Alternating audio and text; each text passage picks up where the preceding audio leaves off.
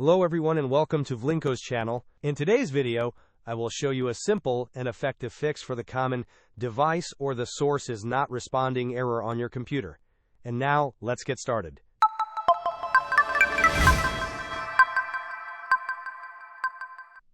If you are experiencing the frustrating error where your computer appears to be configured correctly, but the device or the source is not responding, there is a straightforward workaround that can resolve this issue permanently.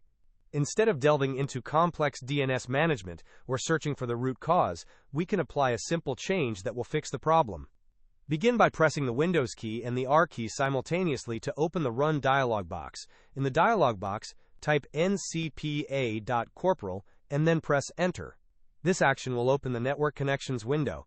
Locate your Wi-Fi connection, right-click on it, and select Properties. Within the Properties window, double-click on Internet Protocol version 4. You will then see an option to select Use the following DNS server address.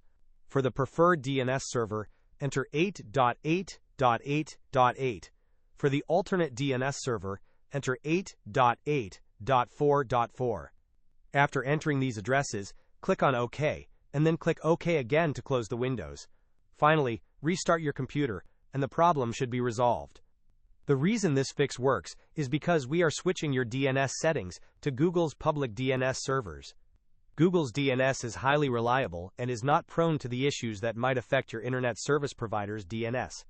By using Google DNS, you ensure a stable and consistent connection, preventing the device or the source is not responding error from reappearing. Hope this was helpful. Don't forget to like and subscribe if you enjoyed. As always, thanks for watching, and I will see you in the next video.